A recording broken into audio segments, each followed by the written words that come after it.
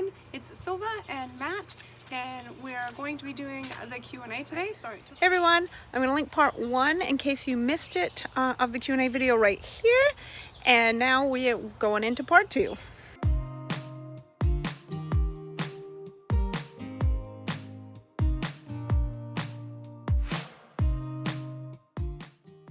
Deborah Shaw asks, how had your gear changed throughout those miles?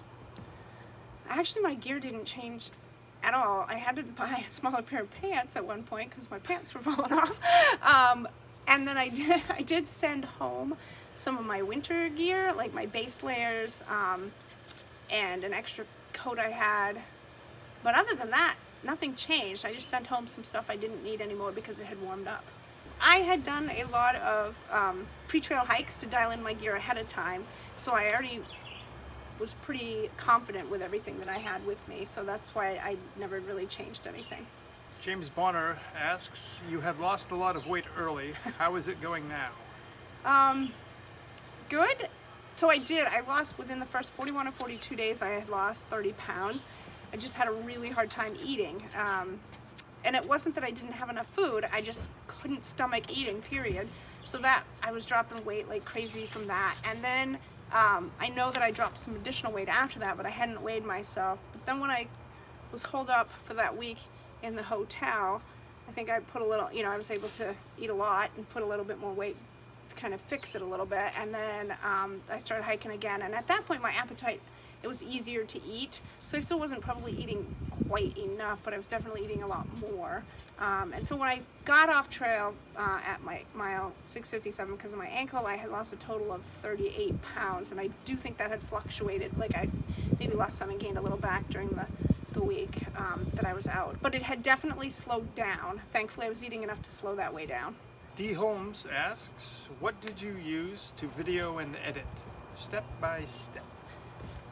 Well, slowly okay. turn. So I can't do exactly step by step. That'd be a whole video Inch or by more. inch. But I have an iPhone 11 Pro, and that's what I used for videoing everything. I do have a GoPro that I sometimes use on weekend backpacking trips or day hikes, but I had decided not to take it on the Appalachian Trail through hike, and I'm glad I didn't, just because of the extra, 1, weight, and 2, cumbersome of trying to transfer video. So I did everything on my phone, and then for a video editing software, I use Epidemic Sound, and I edited all of that on my phone. And each night I would upload all the day's video from that day and label it. So even if I couldn't edit that one, I had it all in one, file, so it was all ready to go. And then if I was behind a few days, I'd go back and edit a previous day's video. But I always made sure each night to at least put all of the day's video into one file to edit and label it with what day, what AT day, 83, and the date and the mileage that I did. Van Miles asks, when you get closer to home, will you have support on trail from family? Yes, for any of my family that's living in Maine at that time. Some of my kids are taking off again. But yes, I definitely will. I wasn't planning to come home and do any zeros at home, just because I think that would have made it harder to get back out there back and forth like that at home. But Matt was planning to come out and hike with me or bring me food and just spend some time. Also, I have so many friends and people that follow my YouTube channel that live in Maine. New Hampshire had a lot of people that were excited to come out, and some hike with me, some just bring trail magic, and do Slack pack support. So that was pretty exciting. Wendy Fields asked, does the process of editing and uploading videos take away from the experience of the hike? Not at all. I know some people think it would, but it didn't. Sometimes when you're really tired, and I saw a lot of hikers do this, they would get so focused on how many miles they had to do that day or the destination that there would be a blue blaze, even if it was 0.1 or 2 or less, and it was like going to be a nice view. They'd be like, I don't have time, I got to make this many miles today, so I'm not going to go look at that view. And because I was showing everything on YouTube, I would make it a point to go do that, unless there was really horrible weather or there was some extenuating circumstances. It was all sucked in and I wasn't going to see anything anyway. But there were many times where I did the 0.1, 0.2, to go check it out, and was so grateful that I did, not only to show you guys, but just to take in that experience of, you know, I don't know when I'm going to be at that point again. And so and then as the process of editing and rewatching everything at night, getting to relive that really didn't take it away from me. It made me pay attention to details around me and things I could video for you guys.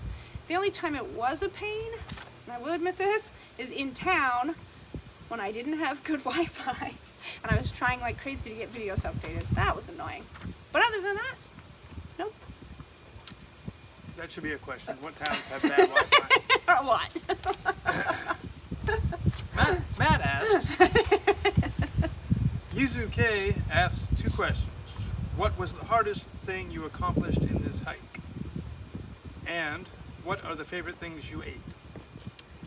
Honestly, I think the hardest thing was, you know, there's hard climbs, but the hardest thing was leaving the trail, getting off at that mile and listening to my body. That was incredibly difficult, to override my mentality of just keep going, and to have to listen to the fact that my ankle was screaming out in pain with every step, and to know that I just had to let it rest. So patience and letting my body rest was the hardest. Again, I had a hard time taking zero sometimes because I just wanted to keep moving forward. So I think resting was the hardest part for me, and letting myself heal. What was the second part? What are the favorite things you ate?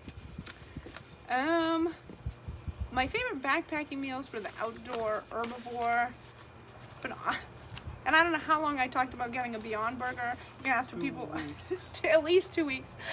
All I said, when we get to Hot Springs, we're getting a Beyond Burger. When I get to Hot Springs, everybody was laughing at me. And when I finally got my burger, I think it was Chives, was like, thank goodness you finally got that burger. Now you can stop talking about it. So that was really good. Getting a vegan pizza on trail in Gatlinburg, that was really good. I really did like the cheap soy ramen noodles with mashed potatoes. Stuffing was one of my favorites, so stuffing and mixing stuff in with it. Packing out an avocado is always a nice one too. Country Road asks, how the heck do you deal mentally and physically with days of rain? That is the bane of my hiking. Okay, well, you know, I don't know. Most of the time I didn't mind the rain during the day. The hardest part of the rain is like setting up in the rain or breaking down in the rain. Those are the hardest. But even when it was raining, I would always remind myself, I could be in a cubicle, I could be at work, but instead I'm out on this Appalachian Trail doing this giant adventure. So I think being able to knowing like I could be at work or I could be somewhere that terrible, but I'm here on the Appalachian Trail, and so what, it's raining. I mean, like, yeah, sometimes it was a bummer, but I think you just have to remind yourself of it could be much worse, and what a blessing and a privilege it was to actually be able to be doing what I was doing, even if it was raining. He doesn't like rain either. I'm with you, Country Road. I'll hike in it if I have to, but I won't wake up and go. I don't even mind day hiking. I'd be like, hey, let's go for a hike today. And he's like, it's raining. I'm like, so?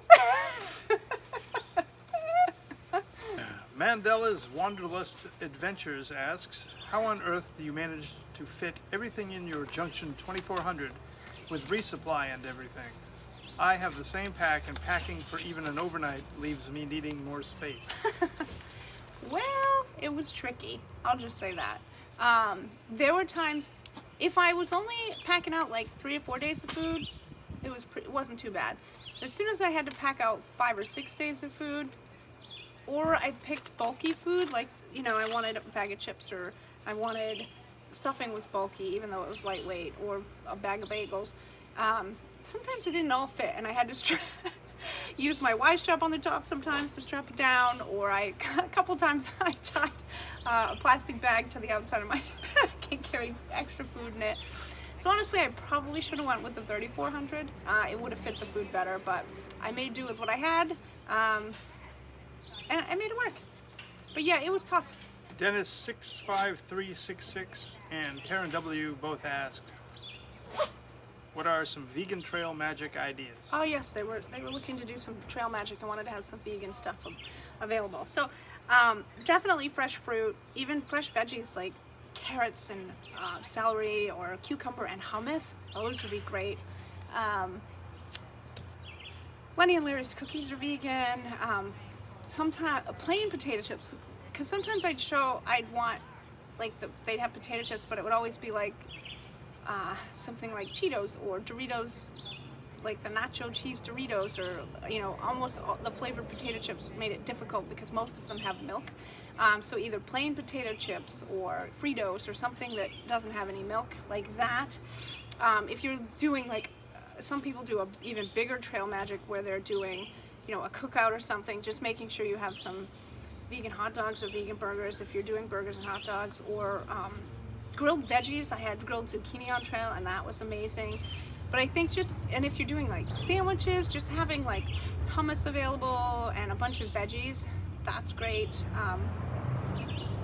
Yeah, I think those are my biggest ideas. Fresh fruit and vegetables is a big one.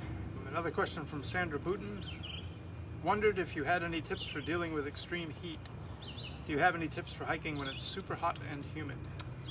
So I only had a couple days here and there when it was super hot when I was on trail, but last summer in my prep, many days it was super hot and humid.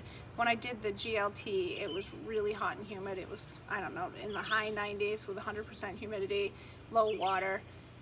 Checking water sources for sure, but hydration is so important, and electrolytes is one thing that I really needed so that I could avoid leg cramps. I need those electrolytes to avoid leg cramps. And so, I mean, other than water and electrolytes and, maybe just trying to not hike quite so many miles that day, those are really the only things you can do.